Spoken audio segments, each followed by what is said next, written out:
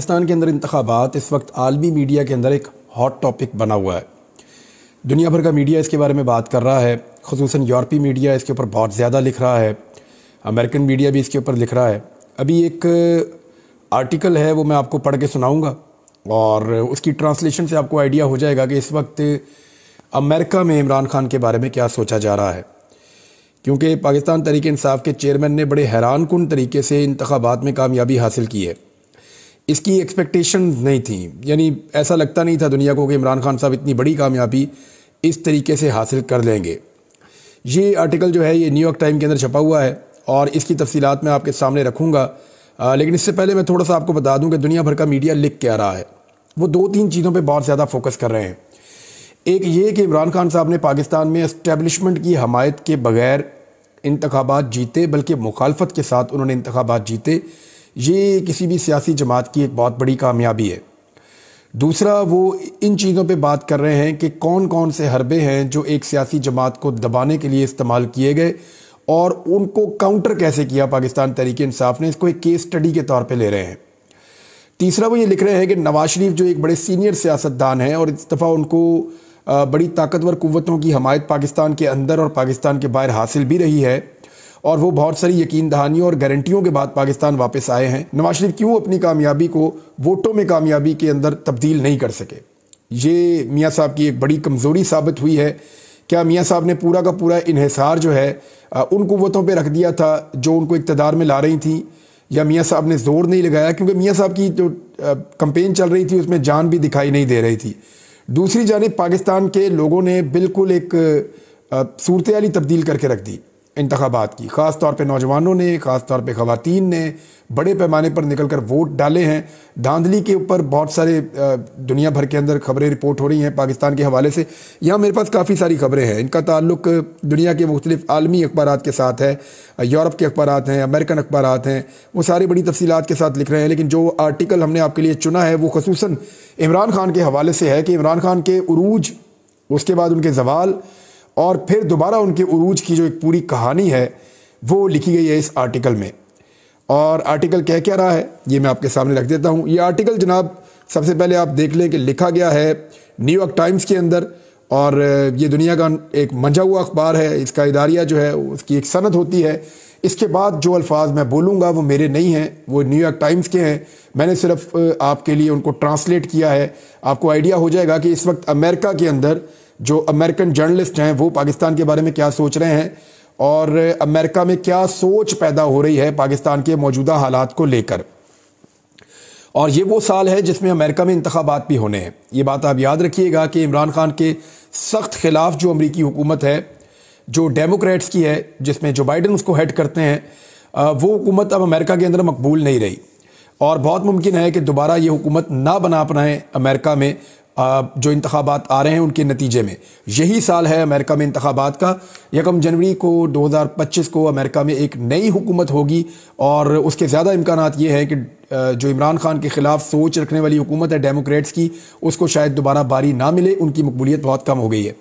अब आ जाए New York time के आर्टिकल की तरफ से। वो ये बताते हैं कि जब पाकिस्तान में पाकिस्तान तहरीक इंसाफ को मीडिया सेंसरशिप का सामना करना पड़ा, यानी पाकिस्तान का इलेक्ट्रॉनिक मीडिया इमरान खान को नहीं दिखा रहा था, तो साबिक वज़ीर आज़म इमरान खान ने टिकटॉक का सहारा लिया और अपनी इंतखाबी मुहिम चलाई।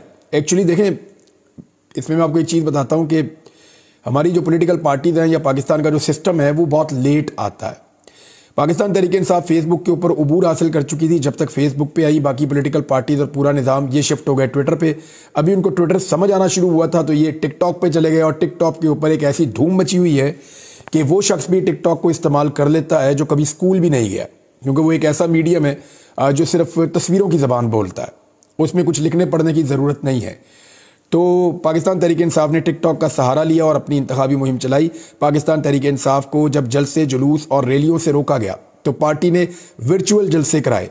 इमरान खान जेल में हैं तो पार्टी ने उनके पैगामात मसनूई जहानत के ज़रिए से बनाकर अवाम तक पहुँचाए।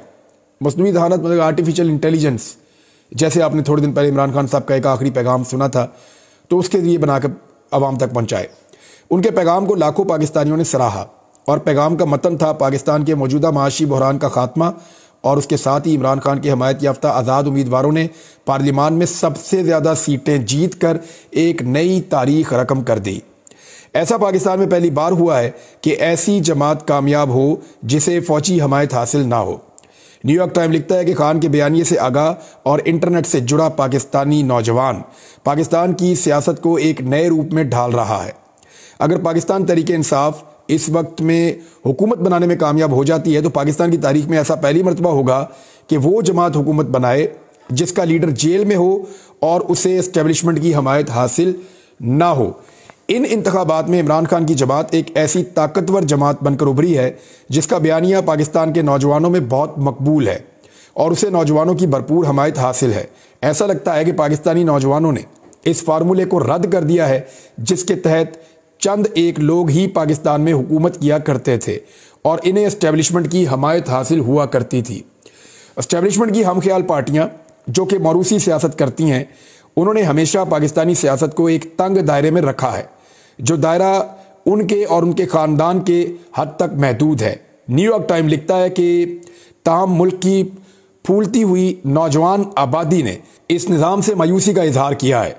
इस तर्ज सियासत से पाकिस्तान का नौजवान बहुत हद तक मायूस हो चुका है। इमरान खान जो एक वक्त में एस्टेब्लिशमेंट ही की मदद से हुकूमत में आए थे, उन्होंने नौजवानों को इस मायूसी में अपने हक में बहुत बेहतर तरीके से बदला। नौजवानों के अंदर उन्होंने सोच बदल दी और नौजवानों के अंदर जो मायूसी थी उसको अपने हक में तब्दील किया इमरान खान साहब ने और बड़ी कामयाबी से किया।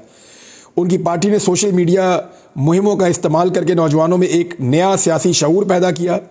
जैसे जैसे पाकिस्तान की जो सियासी मंजरनामा है उसमें तब्दीली हो रही थी, खान की पार्टी की जीत ने मुकर्ररा मेयारों को चैलेंज किया। यानी पाकिस्तान में बहुत अरसे से जो एक जमहूर तारी है, एक बहुत अरसे से एक स्टेटस को है पाकिस्तान में, इमरान खान साहब की सियासत ने, उनकी पार्टी ने उनको चैलेंज किया और ये पाकिस्तानी सियासत में एक नए दौर का इशारा करती है।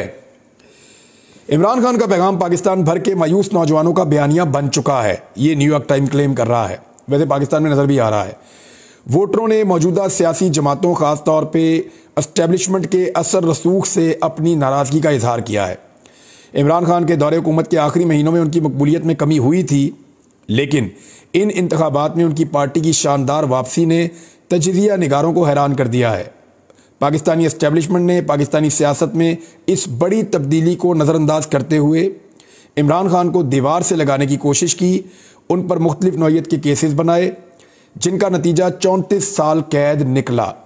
ताहम इन हथकंडों से उल्टा नुकसान ही हुआ और इससे पाकिस्तान में एस्टेब्लिशमेंट के बारे में जो राय थी उसमें ज़बरदस्त तब्दीली आई। नहीं, पाकिस्तानी एस्टेब्लिशमेंट के बारे में पहले राय थोड़ी मुख्तलिफ थी, लेकिन अब एस्टेब्लिशमेंट के बारे में नौजवानों की राय बहुत हद तक पाकिस्तान में बदली है और नौजवान ये सोचते हैं कि पाकिस्तान के फ़ैसले हम करेंगे, पाकिस्तानी करेंगे। बंद कमरों में जो फ़ैसले होते थे या एस्टेब्लिशमेंट करती थी वो नहीं होने चाहिए। ये पाकिस्तान के नौजवान का इस वक्त सोचना है।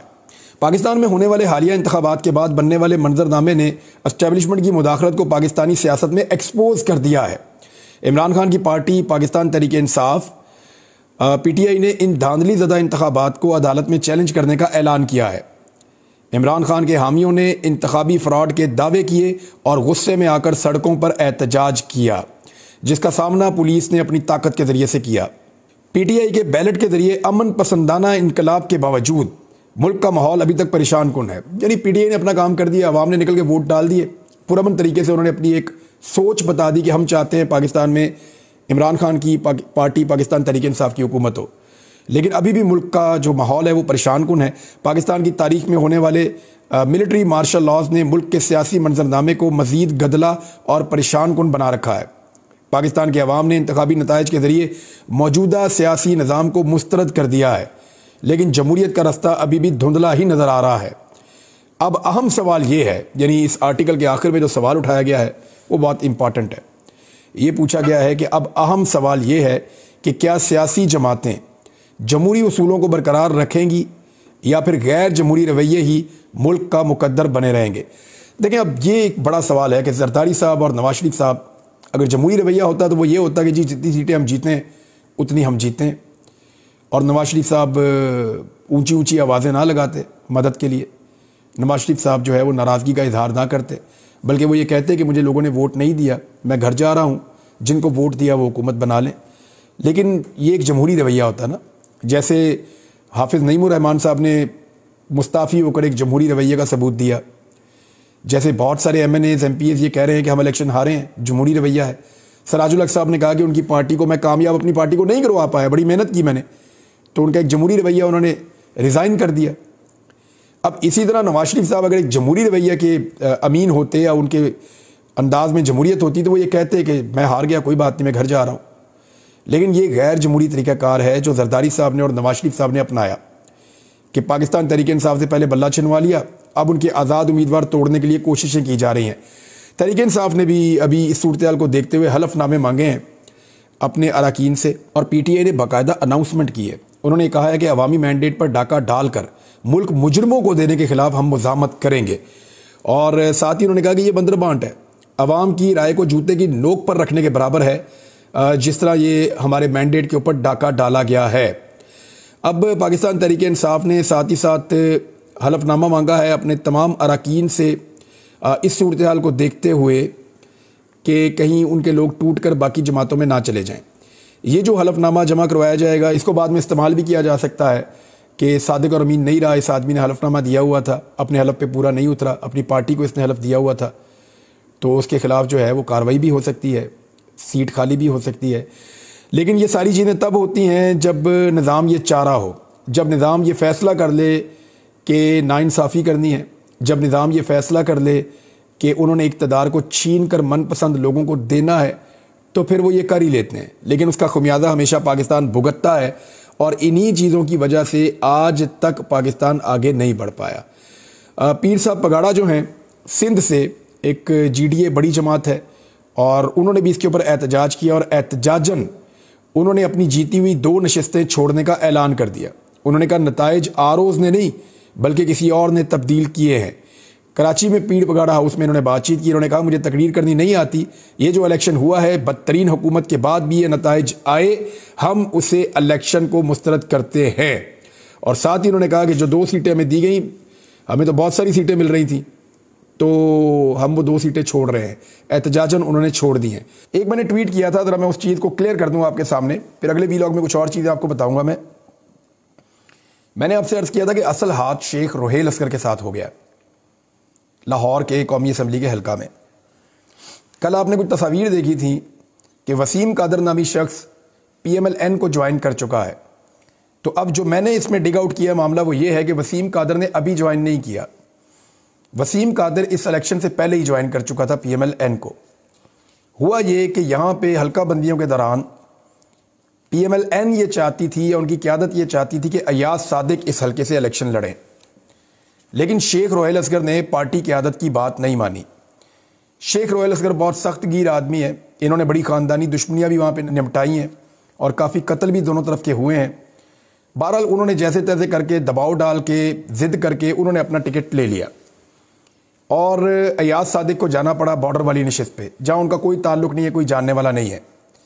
वहाँ पाकिस्तान तहरीक इंसाफ मजबूत भी ज़्यादा थी, लेकिन अयाज सादिक को इलेक्शन कमीशन के ज़रिए से धांधली करके जितवा दिया गया।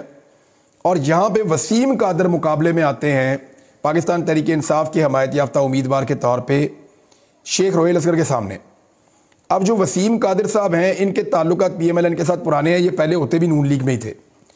और 9 मई के बाद जिन लोगों पर सख्ती की गई उसमें इनको किसी ने कुछ नहीं कहा, ये खुले फिरते थे, यानी इनकी अंदर खाते बात हो गई थी। फिर बाद में इन्होंने नून लीग में ये कहा कि अगर मैं जीत भी गया तो नून लीग में आ जाऊँगा, आज़ाद उम्मीदवार थे ये। तो नून लीग को मौका मिल गया शेख रोहेल असगर से बदला लेने का। तो उन्होंने जो सहूलतकारी करवाई अयाज सादिक के लिए, जो सहूलतकारी करवाई नवाज शरीफ के लिए, जो सहूलत करवाई सैफ अल मलूक खोखर और मरियम नवाज़ के लिए, जो सहूलत करवाई इन्होंने हमजा शहबाज के लिए, वो सहूलतकारी अयाज सादिक के लिए तो हुई, लेकिन रोहेल असगर के लिए नहीं करवाई गई।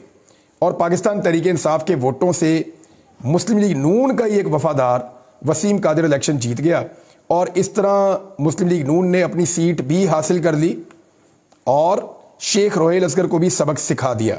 ये है नवाज शरीफ का तरीक़ा वारदात। तो जो असल हाथ हुआ है ना, वो जनाब शेख रोहेल असगर साहब के साथ हुआ है मेरी इत्तला के मुताबिक।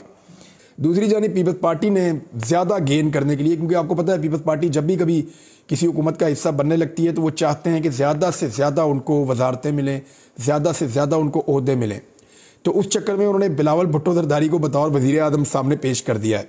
फैसल करीम कुंडी और इस तरह के लोग जो है वो अब ये स्टेटमेंट देना शुरू हो गए हैं। उन्होंने कहा जी अगर बिलावल भुट्टो जरदारी वज़ीर आज़म नहीं आता तो फिर पीपल्स पार्टी को अपोजिशन की नशिस्तों पर बैठना चाहिए, वही बेहतर है। तो मेरे ख्याल में पीपल्स पार्टी और PMLN दोनों को मिलकर अपोजिशन की नशिस्तों पर बैठना चाहिए और इमरान खान साहब के MNAs उनको वापस करके उन्हें हुकूमत बनाने की दावत देनी चाहिए।